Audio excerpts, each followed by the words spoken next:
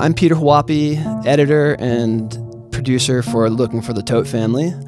And over the course of 10 episodes, we've had a lot of unanswered questions, and it turns out that a lot of you, our listeners, have had a lot of questions about this story as well. So today, I'm sitting down with our co-hosts, Sten Spinella and Taylor Hartz, to try to answer some of the questions from our audience.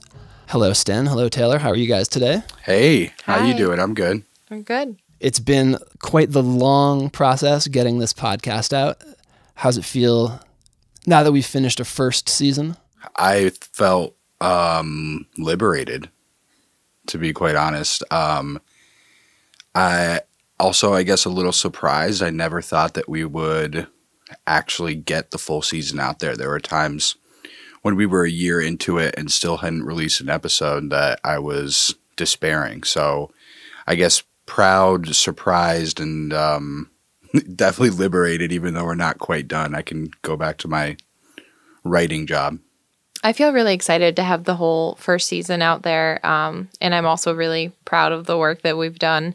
I think we uncovered a lot more than I expected to over the course of 10 episodes, and I'm really happy with the final product that we put together. I'm anxious to get to the trial and continue covering this case, and I'm also really grateful to all of our listeners. I think this has reached a wider audience than we ever could have anticipated, and we're really thankful that so many people are tuning in and following this case and coming along with us as we try to figure out what happened to this family. You guys are primarily newspaper reporters, writing stories for The Day, which is a small local newspaper here in southeastern Connecticut. When this story first came up, why did it occur to you guys to tell this as a podcast rather than just a series of news stories? Well, I will first of all say that Taylor was definitely the first person to speak the idea of a podcast into existence, but I was thinking about it before she said it. I know that sounds like a cop-out, but I was, and I think I just had no idea how one would even go about making a podcast, and Taylor was kind of like, I don't care, like, we need to do this. And so the reason that I think it was a good idea is because, for one, there's so many levels to this story, so many layers, that it's kind of hard to do it justice with just a new story every time a piece of information comes out, where 3 or 4 paragraphs of that story are background info that we've had in previous stories. This was a better way to tell it in terms of form. Also, I think we felt closer to it than other media outlets that covered it very closely, like the Orlando Sentinel or the Hartford Courant, because it's in our backyard. One of our sports staff, who's been here for years, still has a letter from Tony that Tony wrote to him when he was captain of the Montville soccer team. So we just felt like we were closer to this, and it deserved to be told in this kind of sequential way by a podcast. Within a couple days of covering the Todt case, it really struck me that this was one of the most horrific murders I had ever heard of. And to have something that horrible and as gruesome as these murders happen in a small town in Connecticut, and to affect 2 communities so closely, and to have those crimes happen to 3 innocent children and a dog, just really tugged at my heart and made me think that this family deserved to have their story told beyond just the national headlines. This was a story that really got people's attention all across the country. I think even internationally, there were headlines in People magazine and on major TV news networks. And unfortunately, there's so much news, and there are so many murders that take place in the U.S. on a regular basis. A lot of times, these stories are mentioned in the headlines, and then people move on and people forget about what happened. I felt like there needed to be a publication that dedicated the time to finding out what happened to them and finding out how and why something this horrible happened. And I thought we could do it.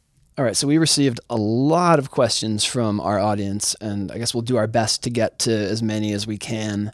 But I think it bears mentioning before we dive into that there are a lot of questions that we just don't have answers to. And so we'll do our best to address some of those and maybe shed whatever light we can. But apologies in advance that there will be some questions where the answer is just that we honestly don't know at this point. So let's start with a question that came in from Rebecca. Has anyone else in the Todt's life ever talked about Megan's theories around the world ending, or is it just what we've heard from Tony's sister? Unfortunately, the only thing we know about Megan's potential beliefs in an end of the world or an apocalyptic theory are what you guys hear in the podcast. Chrissy mentioning it to dispatchers when she's calling police for a wellness check.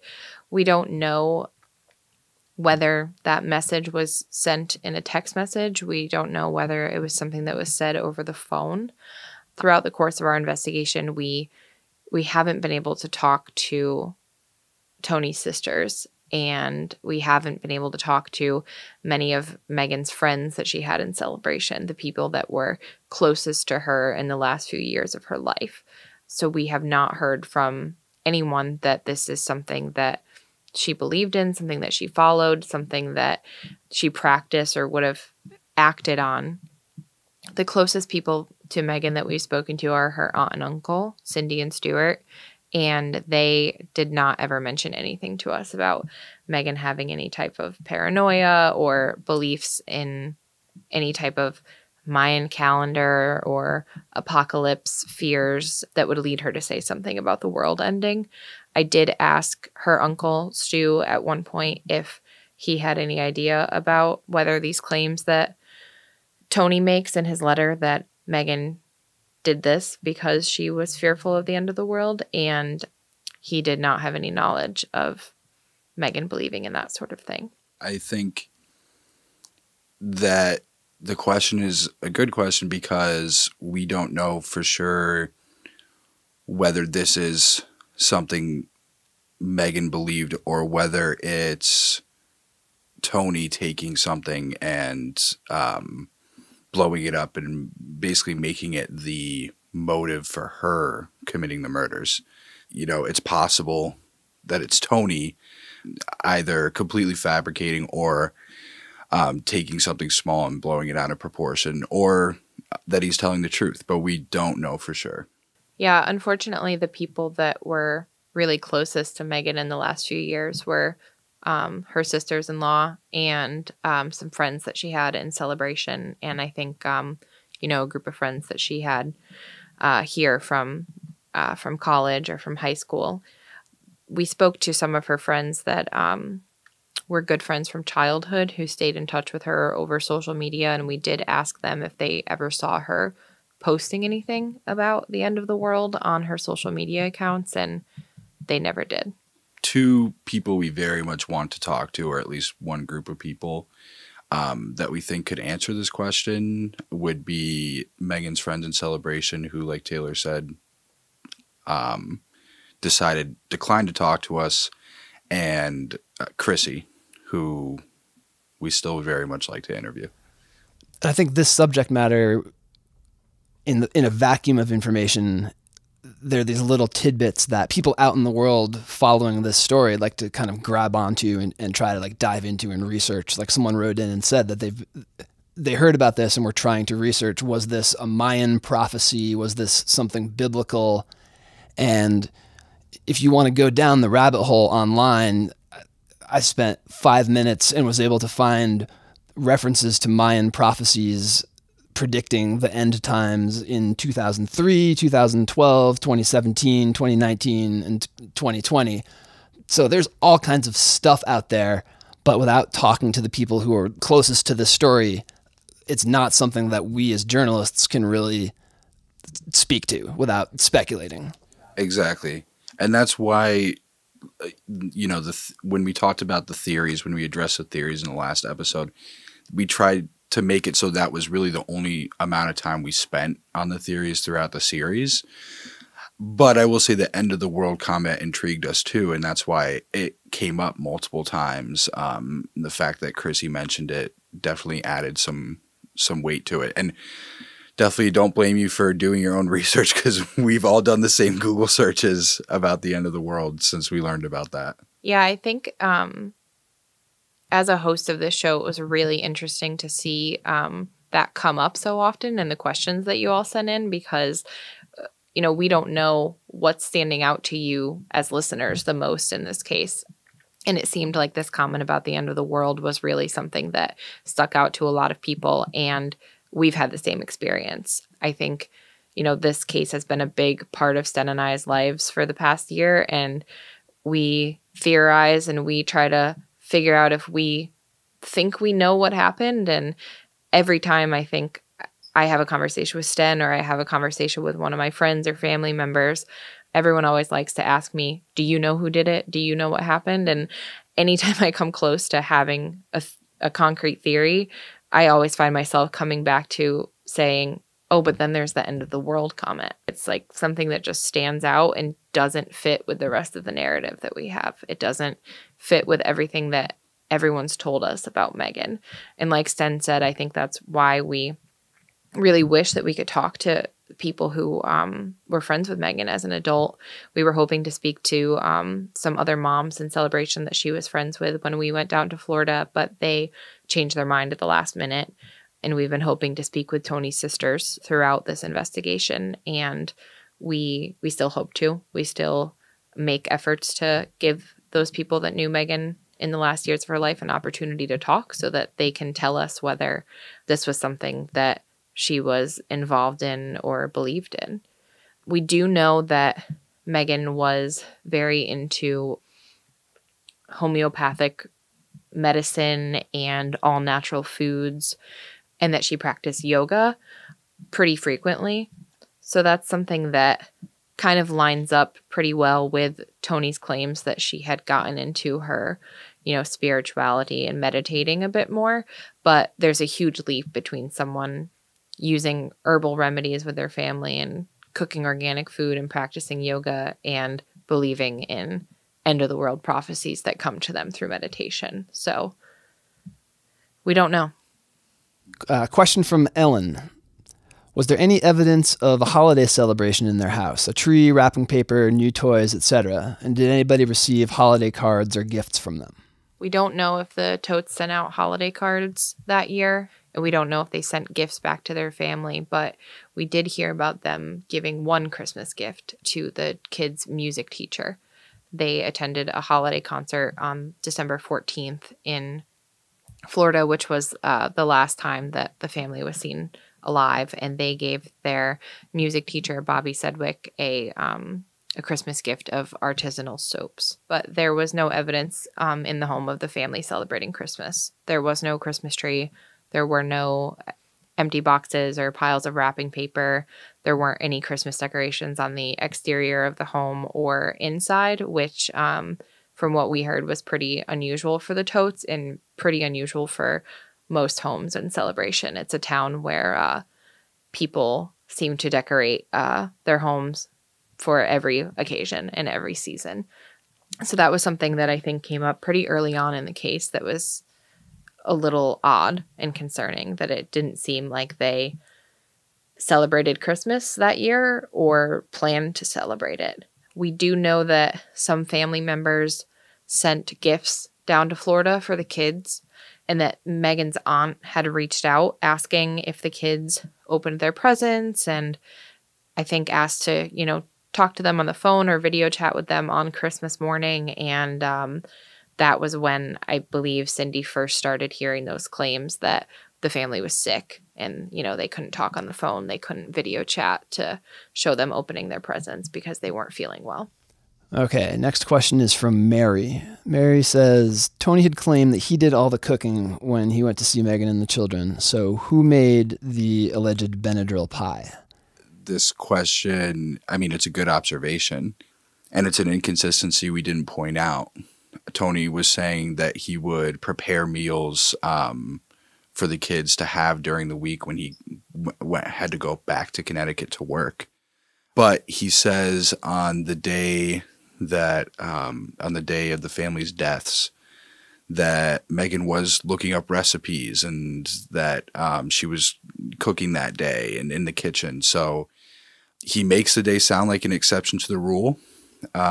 He says that she was up and she could do physical therapy. She was feeling good. So it's possible that he was setting the stage for a couple things that were out of the ordinary, like her baking. So Tony claims that Megan made the pie while he was out at the condo and asleep, and that he came back and the remnants of it were on the kitchen table.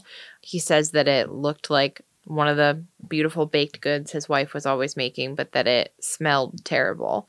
And then he goes on to say in his letter to his father, his actual words are, "It turns out it was a Benadryl pudding pie." And he says that there was Benadryl and Tylenol PM in the pie. So this is something that Sten's right, we didn't bring up when we were talking about the inconsistencies, but it's something that I've thought about, and my mom was actually asking me about this week. She was saying that she kept thinking about the pie, and she had all these questions.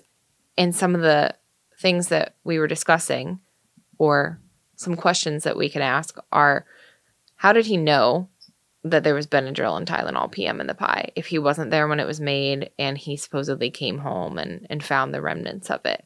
That's a very specific claim to make. You know, he could have said that the pie was laced with something or that the pie was drugged, but he was very specific about what was in it.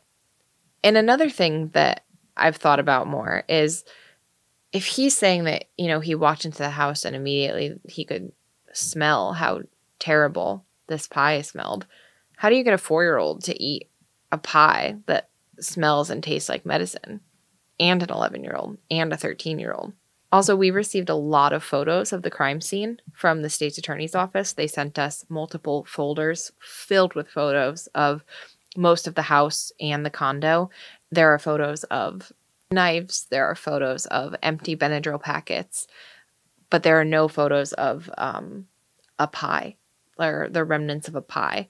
And in the crime scene reports that we have now, there has never been any mention of a pie being found at the scene, and the bodies were significantly decomposed by the time that they were found. So I don't know if a medical examiner would have been able to, you know, determine what they had eaten prior to their deaths, but there haven't been any reports from law enforcement officials or the medical examiner that have said anything about a pie being ingested by the family or being found in the house. Another listener wanted to know if we know that the killings took place inside that same house at 202 Reserve Place.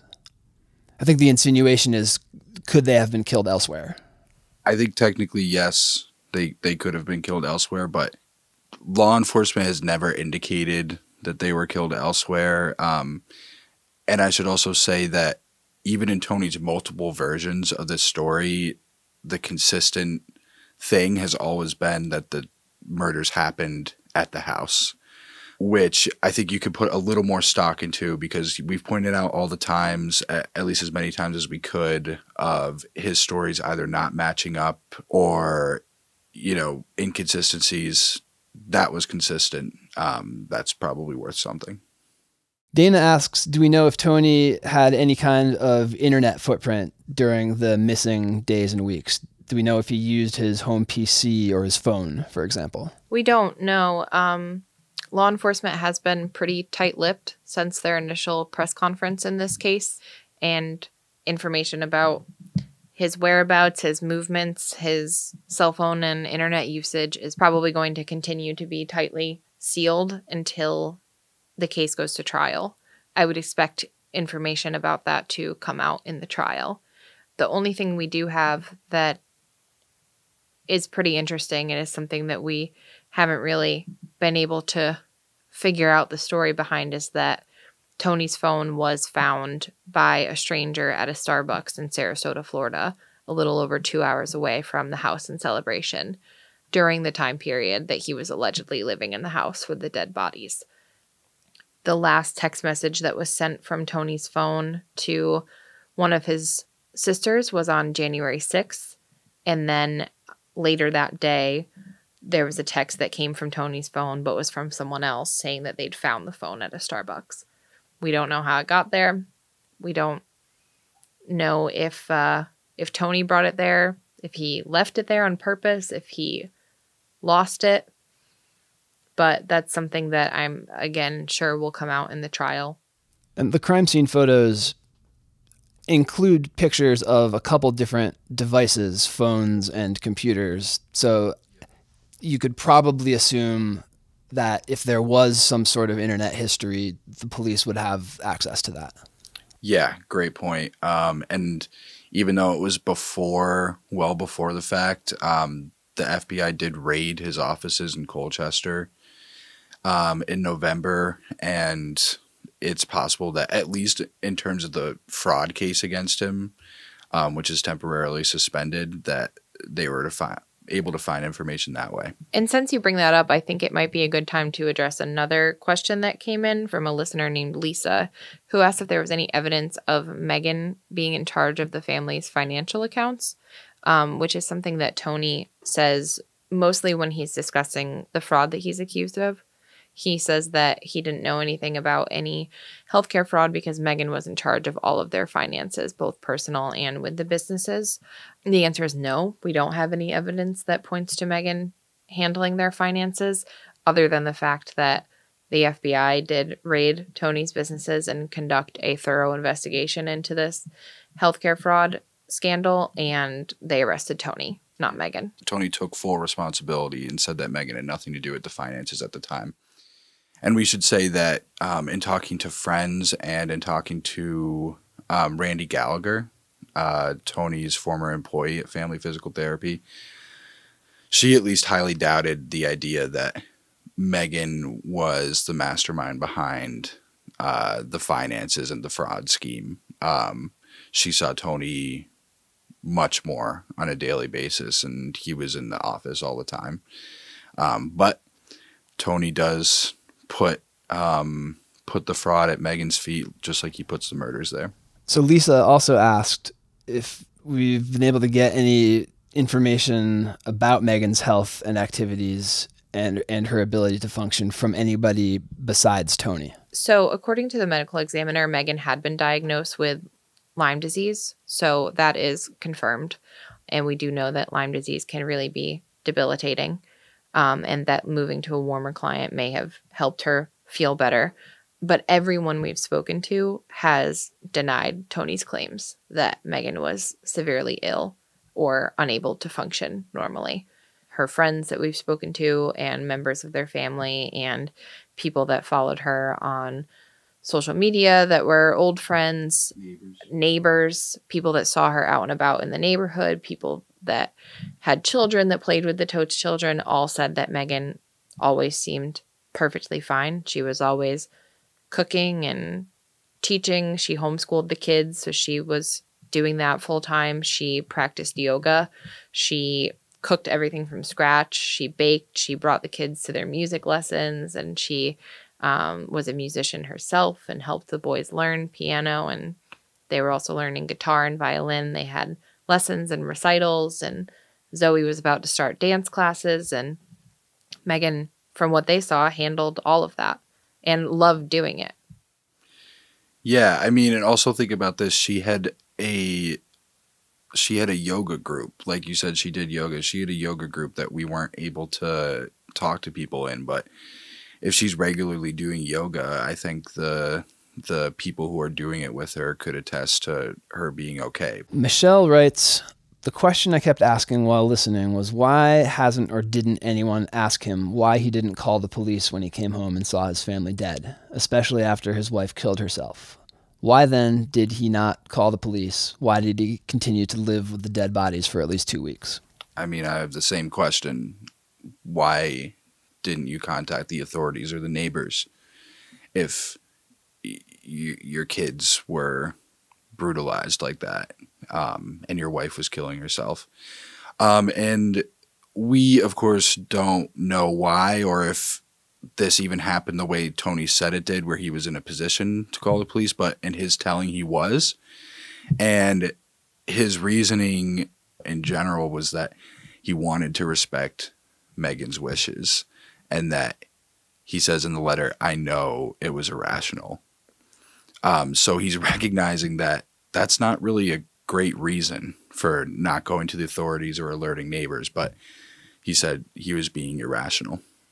So I said at the beginning of this episode that one of the reasons that I suggested we make a podcast about this case is because it's one of the most horrific cases I've ever heard of. And I think this is the part that makes it so horrific. When we learned, I can remember exactly where we were sitting when we heard for the first time that he had been living in that house with their dead bodies for 2 weeks. And I remember walking through the hall of our newsroom and stopping at my editor's desk and saying he was living with the bodies for weeks, because I just could not wrap my head around it.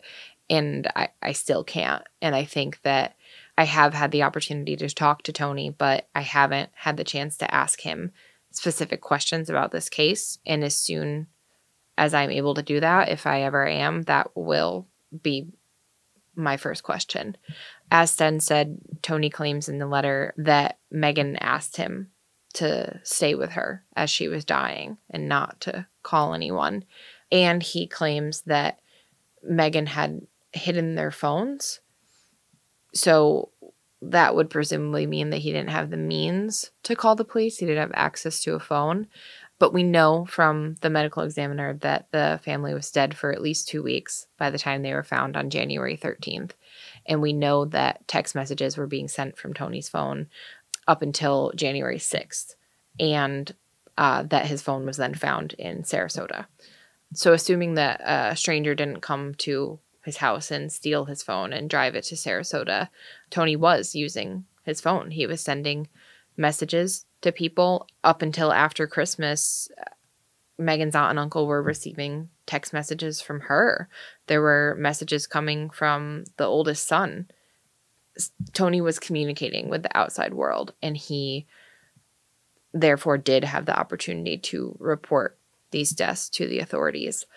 And if we go by what he says in the letter about going out to buy a Polish dish called Golumkis and some cheese and more Benadryl, then we know that Tony was also, he left the house. He went to a store, and he apparently drove all the way to Sarasota to go to a Starbucks, either to plant his phone or to get a coffee.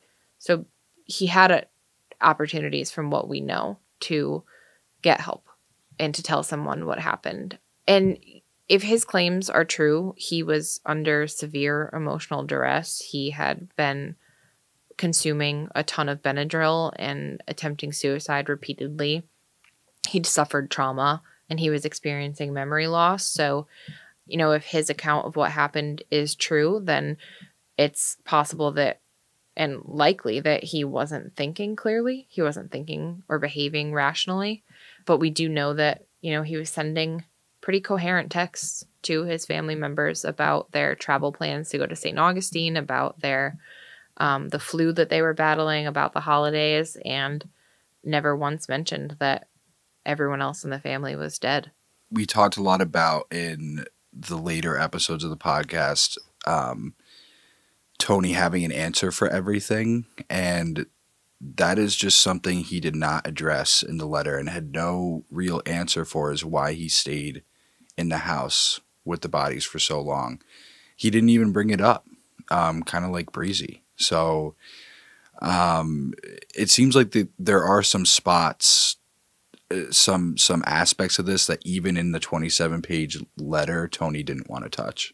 One of our listeners sent in a question asking why we didn't address the possibility that Tony was being controlled or emotionally or mentally abused by Megan. And, this is a part where that possibility might come in. If he was being emotionally manipulated at length by his wife, and she told him not to tell anyone, not to call police, to stay with her, then it's possible that years of abuse, or whatever length of time that he was being abused and controlled, combined with the trauma of losing his family, could have led to him just behaving irrationally and not making a decision to report this to the police. Maybe, whether or not he did it or Megan did it, he didn't want to face the reality of it, and that's what calling the police would have meant. He moved his whole family into one bedroom so that after they were dead so that they could all be together. And it's possible that he just didn't want that to end, which he knew would happen if he reported the deaths to police. But to address that listener's question, we never talked about the possibility that Tony was being abused by Megan because we have no evidence of that. We only have a picture of them as a happy family and a happy couple, and we have not heard from anyone else in their lives that Megan was ever controlling or abusive or suffering from any type of mental illness, or that Tony was the victim of any domestic abuse. A lot of our listeners have really strong opinions over who is responsible for this crime and have had a lot of strong reactions to what they perceive is how you feel about who may or may not be responsible. So a few people asked why you two are so resistant to the idea that Megan may have been responsible. Someone else wrote, quote, "I must admit towards the end, it felt like you were more sympathetic towards Tony's story." So how do you guys respond to that? I think we've had people say, like you just came up with these two examples, and not just in questions submitted to us. People have said that we lean too heavily one side or the other, which is something we've talked about. We didn't want to pick a side. That's not our job. Our job is to just lay out what we know, and hopefully you want to listen to it. But I would say that we tried to tell the story fairly, always thinking about that. A little concerned in later episodes, the possibility of giving Tony a platform to proclaim his innocence, kind of like Robert. And I think in both situations, we made it very clear that this was coming only from Tony or Robert, or at least in the Robert episode, we made the conscious decision to cut out a lot of what Robert Todt was saying about his case in the 80s. It wasn't germane to this, and I think it's probably a good thing that we have people saying that are on both sides of this. It probably means that we did the job at least the way we wanted to, whether or not you think we're with Megan or with Tony. Obviously, we have our suspicions. We're human, but we would never come out and pick a side, because you can't proclaim innocence before guilty, and also just basic day one journalism stuff. Yeah, I was going to say, I think it's, we're both glad to hear that there are questions and criticisms in our comments of people saying both that we lean too heavily toward Tony's guilt or too heavily toward Megan's guilt, or too sympathetic toward Tony or too sympathetic toward Megan, because quite frankly, that means that we've done our job. I mean, I can say personally that, like, I don't know. I really genuinely don't know what happened in that house. Richard asks, was it necessary to include the idea that Robert Todt and Tony Todt were psychopaths? And he goes on to point out that there's a lot of harmful stereotypes surrounding mental illness, and that there's plenty of people with mental illnesses who are not murderers. And he also takes issue with you guys using the word monster to describe Tony. I think we appreciate this question, and we think it's a good dialogue to open up. I think it's important to clarify that we at no point call Robert or Tony a sociopath, a psychopath, or a monster. We were very careful about the language that we used when discussing these possibilities. And we do want to clarify that we say that, you know, Tony is perceived as a monster, or it's possible that Robert and Tony are sociopaths and that they don't have empathy for the victims in the cases that have been brought against them. But we were very careful about our language there. And as reporters, it's not our place to label anyone with a mental illness or a diagnosis, or especially to call them a monster. That's not something that we would do, because it's not our place to have that opinion on people whose cases we're covering.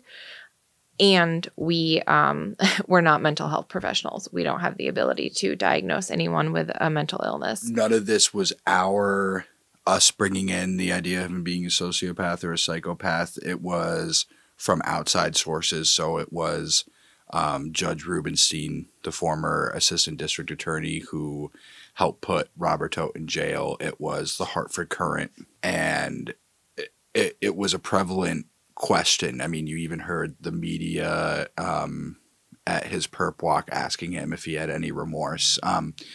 But as Taylor's about to talk about, that we had so many conversations about even using the Hartford Courant part and referencing the Courant and talking about this story they did where they spoke with a mental health professional about Robert and Tony. And we also had conversations about how we were going to use the judge's quote about that because we know that it's a sensitive subject and we don't want to go out on a limb and implicate people without. Well, but Robert brought it up. That's true. Robert brought up those Hartford Courant articles, so I thought that it was appropriate for you guys to give that comment some context. That's a good point. Robert brought it up as well and complained about the Hartford Courant, like Tony's complained about the media many, many times, insinuating that he may be a psychopath or a sociopath. We had a lot of conversations about whether or not we wanted to bring a mental health expert onto this podcast to talk about what it would mean for someone to be what's called a family annihilator, which if Tony is convicted, he would be considered. There have been, several cases tried in the U.S. and covered in the media in the past couple years in which a father and husband is convicted or charged with killing his family. We thought about bringing an expert to talk about, what leads often a man to kill his wife and children. We also discussed talking to a mental health expert who could speak to us about the effect that childhood trauma, like what Tony experienced in the shooting of his mother and the conviction of his father, could lead to in an adult. Could it lead someone to commit a similar crime with their own family in the future? But at the end of the day, we decided that those interviews wouldn't be appropriate because any mental health expert we spoke to would really just be theorizing. They don't know Tony. They haven't spoken to him. They don't know how he was impacted by that childhood trauma. It also felt to me that that conversation was premature because he hasn't even been convicted of it. So that conversation right now basically assumes his guilt. One of the first people we reached out to when we were thinking about a podcast was an expert on family annihilators. And we, something fell through. Sometimes interviews don't work out. And we basically just found reporting that was more important at that time. When we came back to the idea, like Peter said, we realized that interviewing somebody about this would insinuate guilt or could even, end up in exonerating the person you're talking about. If the expert you're talking to says this person exhibits no signs of being this thing, it couldn't be them, or they say, yeah, this is a classic sociopath. Of course, they killed the family. So like Taylor said, I think it would make more sense to talk to someone like this after the trial. I think innocent or guilty, I think it would be interesting because he'll be in the public eye. I think it would be, and a lot of the details about the case are going to come out. It'd definitely be more fair to speculate at that point than a month after things happened, in my opinion. I agree. I think that, once the trial is maybe not even concluded, but just underway, that it would be more appropriate for us to bring in a behavioral analyst or a psychologist or any type of mental health expert to speak about Tony's potential behavior. And I think that it would also be a good idea for us to talk to somebody that's an expert on family annihilators if Tony is convicted of being that. I think that we also may have been more inclined to bring someone on to talk about family annihilators if we had access to Tony's confession. Police have told us that Tony confessed, and if I had a document in front of me that showed Tony's word-for-word confession that he said he killed his family, then I would have been eager to bring an expert on family annihilators into this podcast. I think, if any of you are true crime fans and have watched the Netflix documentary American Murderer about the Chris Watts case, there has been a lot of discussion surrounding that case and Family Annihilators. And a lot of people have compared Tony Todt to Chris Watts in the comments on social media about our podcast, or have said that this case and what they've heard in the podcast has reminded them of that documentary. And I think that's why I bring up the fact that we don't have that confession, because that's a big distinction. You know, Chris Watts is on video that's been released to the media and therefore the public through Netflix, confessing to killing his wife and kids. We don't have that from Tony. We actually have the opposite. We have him claiming his innocence. And until we can see that confession, which I'm assuming and hoping that we'll be able to see very early on in the trial, we don't want to put that label on him, because that's not our job. 2 more questions about your guys' approach as journalists. Amy asks, how do you separate yourselves from the details of the story? And brings up the examples of Taylor having Tony call you at 9 o'clock at night out of the blue, or having to go and knock on the door of Robert Todt, somebody who's been convicted. He maintains his innocence, but someone who's been convicted of hiring someone to attempt to kill someone.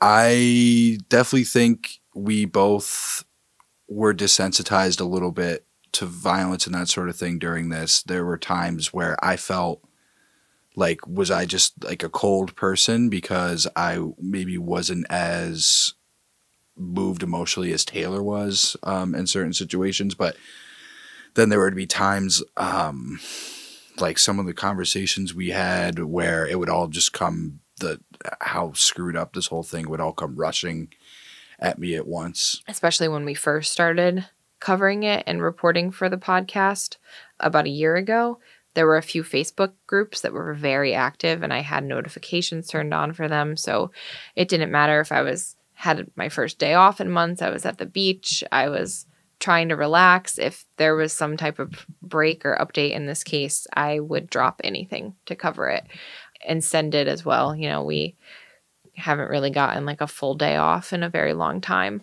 But I think we both recognize that it's such important work, and it really is such a heartbreaking case that's affected so many people. So we're willing to put in the work for it, but we could both be better at, especially me, you know, turning it off sometimes and not thinking about this case. Emotionally, I feel like it's difficult. There's a balance between letting it affect you and not letting the emotions in at all. I'm a very emotional person. I'm super sensitive. But since I became a breaking news reporter, the first breaking news event I covered in college was the Boston Marathon bombings. And I have always been very good at compartmentalizing and recognizing that I'm on the job, that I'm doing a public service by relaying information to people that are wondering what's going on or are trying to understand a tragedy that has rocked the community or the city that they live in. And I'm usually very good at not being emotional while I'm actually working, while I'm covering something. But then there's always, you know, the moment when I finally get home at the end of the day after, you know, covering a breaking news story in my regular job, or being in this studio all day talking about crime scene photos and autopsy reports and looking at those images and describing them for you guys, that I get home and I finally have a minute to sit down and unwind and let those emotions come through. And it's hard. You know, sometimes it would really get to me. Sometimes I wouldn't be able to sleep. I would have nightmares. I would wake up in the middle of the night. There were times that I started crying in this studio, explaining something about one of the kids' lives or talking about how they were killed. And I think everyone that has, you know, actually been in this studio recording this podcast or editing it has had a moment where they've gotten choked up or have, in my case, actually started crying, because it's heartbreaking. These are real people. These are real children and a dog that were killed for no reason. And there are a lot of people that miss them. and are confused and are heartbroken, and we are trying to find answers for them, and we're trying to tell their stories. So there have been a lot of emotional conversations, and it hasn't been easy. The listener asked specifically about the day that we interviewed Robert and the night that Tony called me. And I think another really, pivotal moment is the day that we got to Celebration and we went to the house where they were killed. I think knocking on Robert's door and getting the phone call from Tony were definitely two of the hardest moments for me in covering this case. I was pretty terrified on our way to Springfield. I was very nervous. I was shaky. I kept telling Sten how nervous I was. And I had trouble, walking up to the door. Like, I recognized that it was my job and it was something I had to do, but it's not something I was thrilled to be doing. It's something that I was, very nervous about. And, I had a similar feeling when I looked down at my phone and saw that Tony was calling me.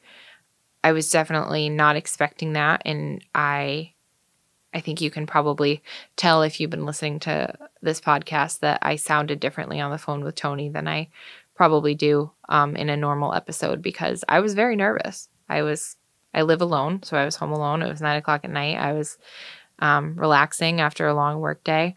And I was suddenly on the phone with someone who I've been wanting to speak to for over a year, and potentially someone that killed their wife and their children and their dog. And that's not an easy thing to do.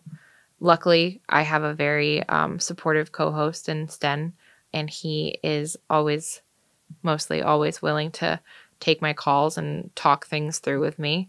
And our producer, Peter, is the same. I'd like to say something to that point. I'm grateful to work in this newsroom. Multiple people reached out to me during this process to ask how we were doing, because we were just writing about violence and surrounded by violence. And these people, whether as reporters or editors, recognized that. And even when I didn't want to acknowledge it or look at it head on, they would ask me how I was doing. And I realized, not well. It's not going good. I'm sad. Yeah, I think there were many days that we walked into the studio and we would look at each other and say, how are you? And we'd be like, terrible, or really sad, or really stressed. It's not an easy thing to learn about and talk about and analyze murder all day, every day. But the newsroom here, all of our colleagues have been very supportive. So the last question comes in from Kirsten, who says, I wonder if you can speak to how you've handled questions of reporting ethics throughout this process. I think you've been very sensitive to the difficult issues at hand, and I would love to hear about the discussions happening in your newsroom that have helped to ensure such fair, responsible, and respectful coverage. And before you guys start, I think it's fair to point out that not everybody agrees with Kirsten's assessment of the situation. We've heard some criticisms as well about the way we've covered this, or whether we should be covering this at all. This is the question that's basically why we're doing the Q&A, I feel like. And you asked about what discussions we had about this, about questions of ethics. Peter, if I'm not mistaken, is literally a professor of ethics in journalism. What college, Peter? Con? I've taught an ethics in journalism class at Connecticut College, and I teach at Eastern Connecticut State University, also a different class, but every journalism class that I teach involves some, whether it's the whole class or a portion of the class, it involves some focus on journalistic ethics. So we've had a lot of conversations about ethics, sometimes very, very lengthy ones. But one of the first ones we had, and something that still holds true today, is the concern about basically furthering our careers, or being proud of, how many listens and downloads we get.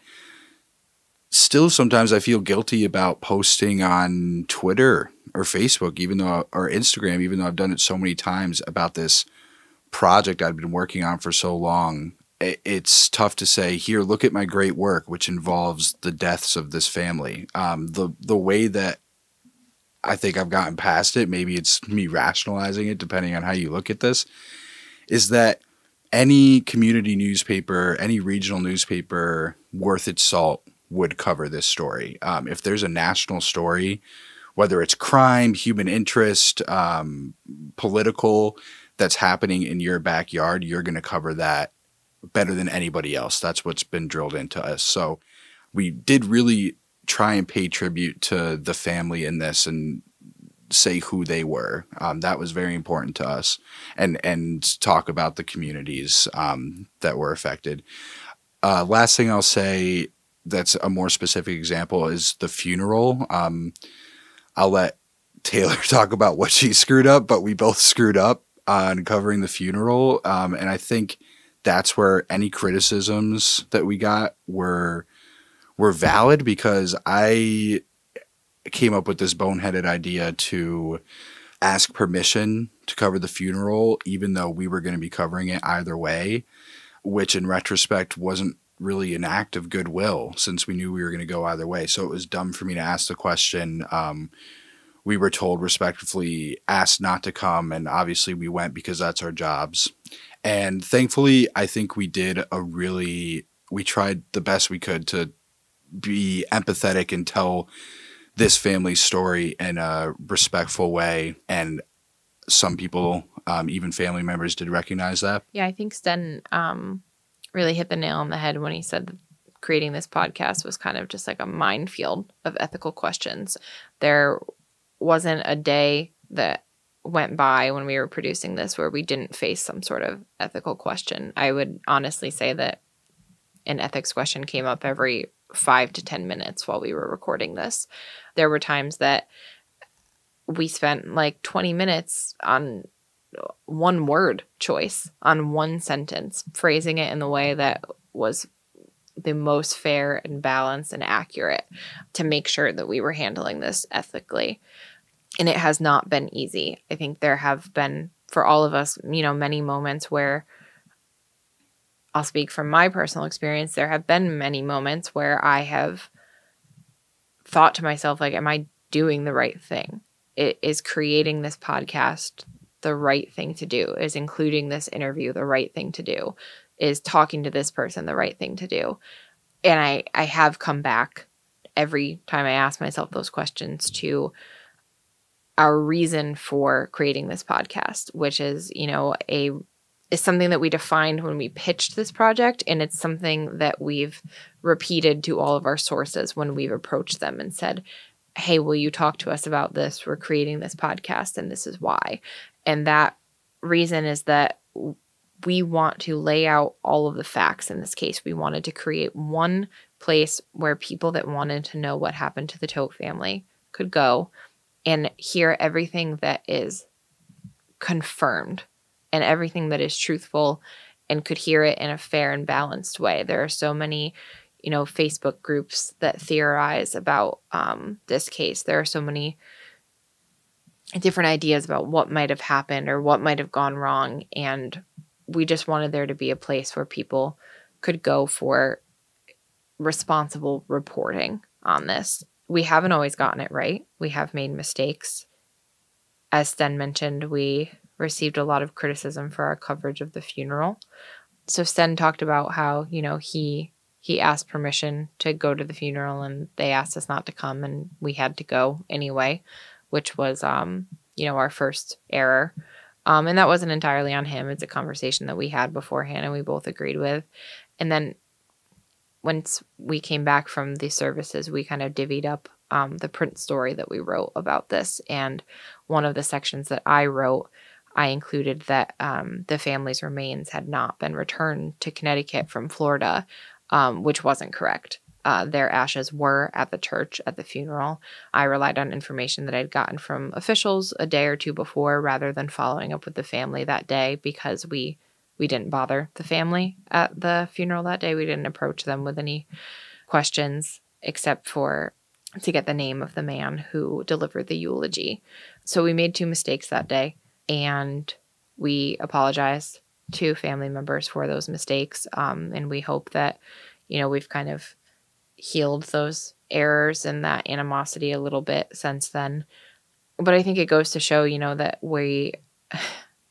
that there are so many ethical dilemmas in the coverage of a case like this, and we're not going to get it right all the time, but we're going to own up to it if we ever do make a mistake or do something that we don't morally agree with after the fact, or if something's brought to our attention that we didn't do correctly, we're not just going to gloss over it. We issued corrections in that story. And like I said, we apologized to the family. And when we were making this podcast, we chose not to use any audio that we recorded from the funeral services, because we did know that they didn't want us there. So we chose not to share that audio with you to respect those wishes. Because it was a very beautiful eulogy. It was, but we made a decision that involved a lot of discussion with the higher ups in our newsroom and between Sten and I. And if I'm not mistaken, that decision was made like the day before we released that episode. It was very last minute, and we chose not to use it. And I think we're both happy with that decision. Thank you to everyone who submitted questions to us. There's a lot of information in this case and about the background of how we reported on it and how we produced this podcast that we hadn't been able to share with you. We appreciate you all taking the time to send those questions in, and we hope to do another one of these down the road. And as always, if you have any questions, you can reach out to us via email or on social media, and we will be back in your podcast feed soon with some other bonus episodes. Yeah, thank you. I think the interest and the questions were overwhelming, so thank you for sending them in and making us think about things that we hadn't thought about before, or things that we've been thinking about this entire time. And yeah, we're not done. We're not sure exactly how it's going to look, but we are planning some form of coverage of the trial.